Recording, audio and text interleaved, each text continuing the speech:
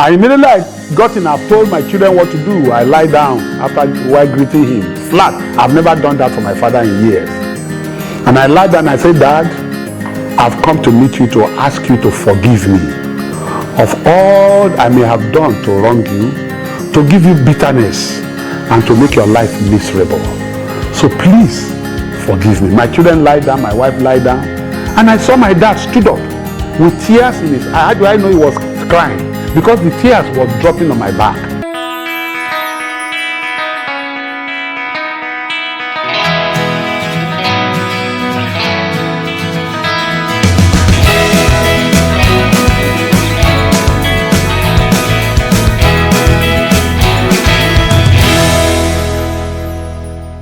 Welcome again, viewers.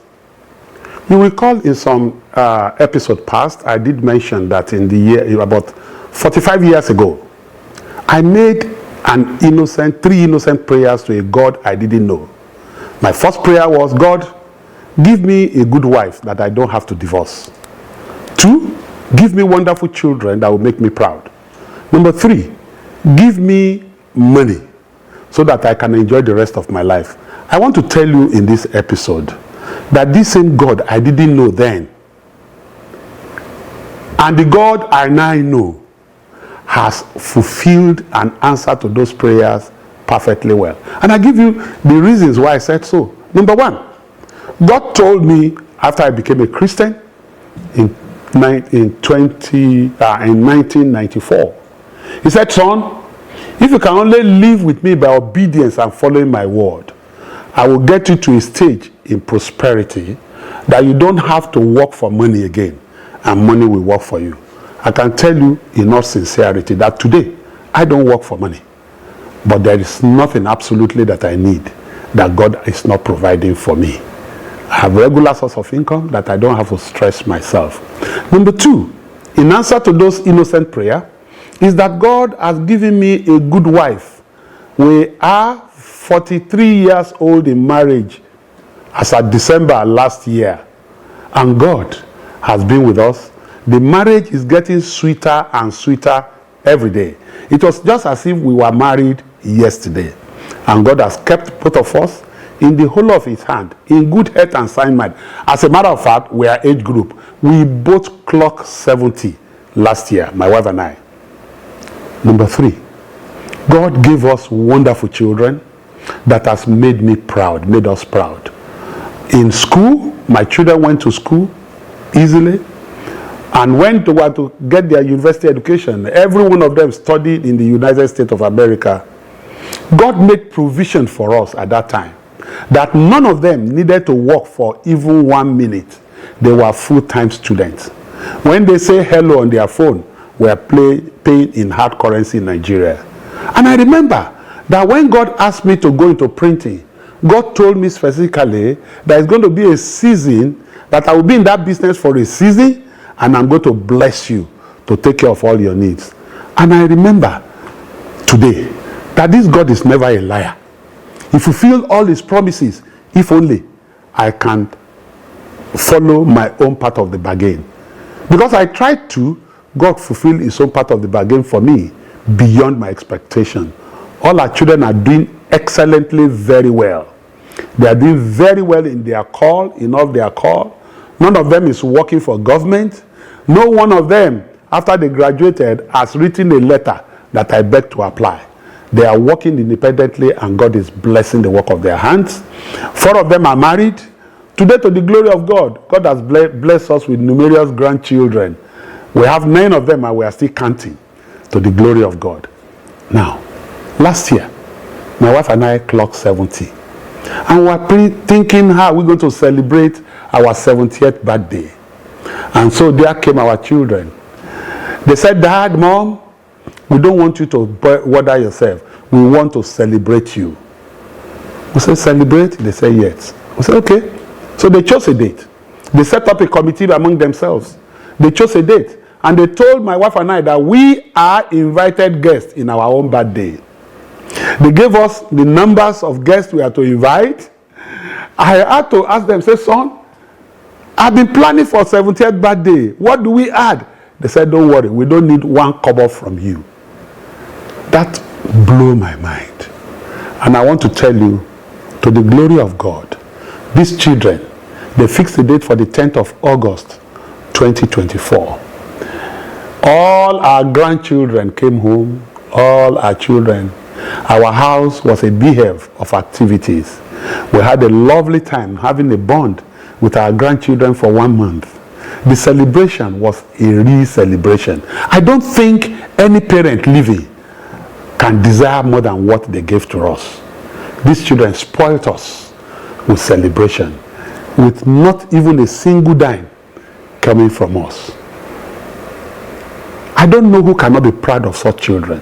We all pray that our children should be greater than us. And that is what the biblical injunction says. We are enjoying the greatness of our children. They have been a blessing unto us. We don't make pressure on them, but they reach out to us at their own will, And once in a while too, when we too we are buoyant, we say, okay, take this for our grandchildren, put in their account. They have what we call a piggy account, which we always sow for our grandchildren. Beloved, there's nothing God cannot do if you keep asking him. We have enjoyed the grace of God in our life. And I can tell you, without missing word, that 45 years after I made those 3 innocent prayers, God has answered the 3 of them beyond my wildest imagination. And I continue to serve this God forever until I breathe my last breath. In 1994, before 1994, I had this war with my father.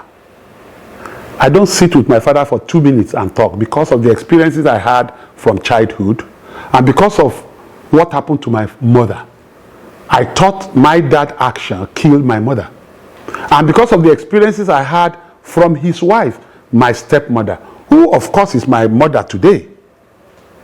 And God told me clearly, after I gave my life to him, I think in 1996, yes, God said, son, you want to become anything in your life, you must let go of strife and bitterness.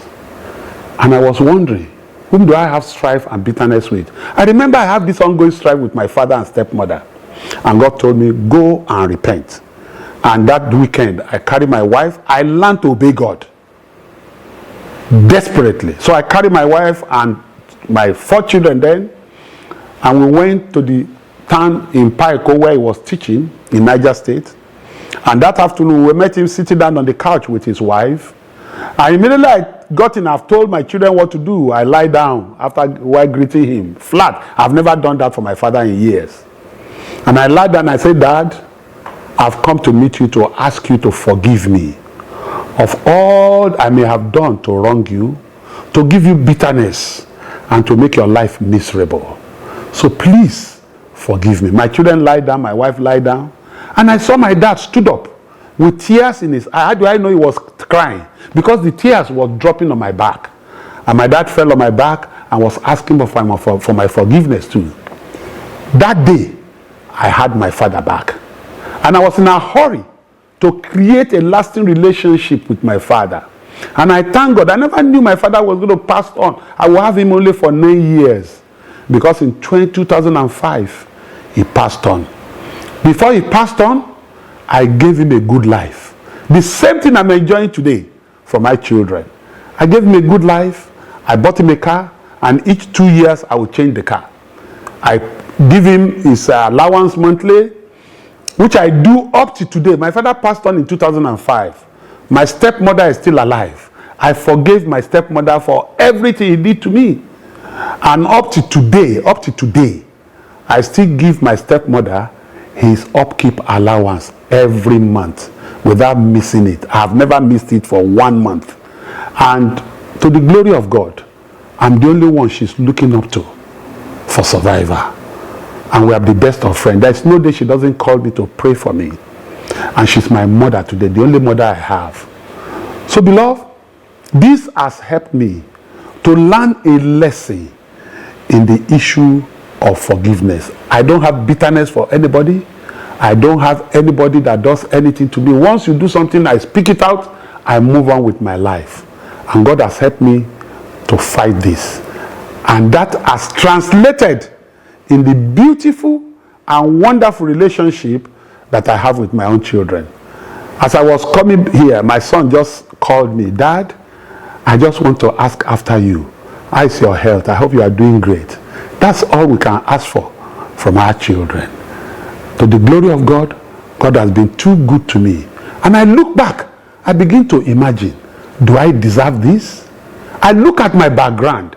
I look at where I'm coming from. Sometimes I begin to think that if my mother were to be alive, I may not have been whom I am today. So beloved, I share this story with you because there's nothing that God cannot do to a life that is sold to him. You want to enjoy the details of this, my story? I have it written, documented in my autobiography of 2 editions. The first one is Maneuvering to the Bunkers of Life.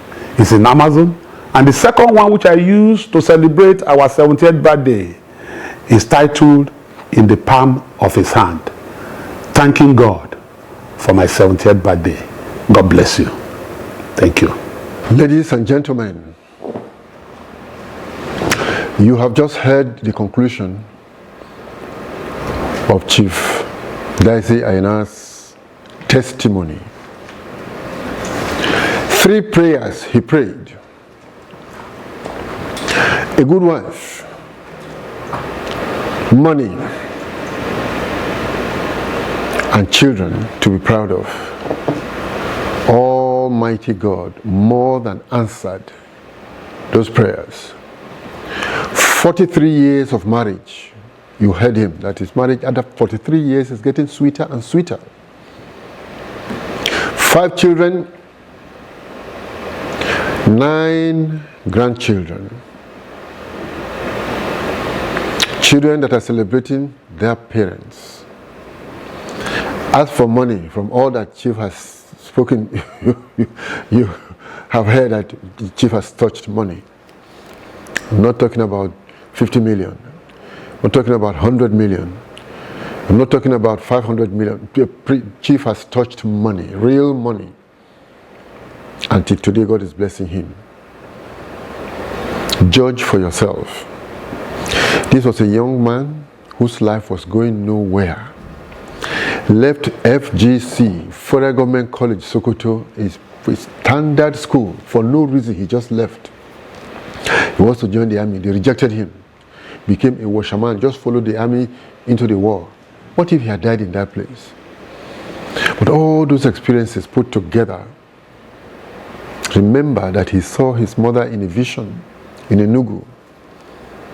That was where the repair of his life started. A life that would have been wasted. A life that would have ended nowhere. See what God has done. So however far gone your own life may be, God can repair you. God can change you.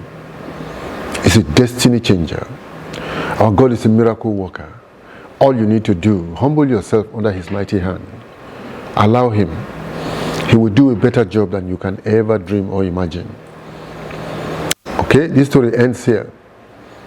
We will start with another story after this. But please do not forget to subscribe to this channel. You will hear more. You will see more. God is in the business of doing miracles. He will touch you. Forward these videos to your friends and to the people on your contact list. Let them see and glorify God for what he's doing in our days. Thank you very much and God bless you.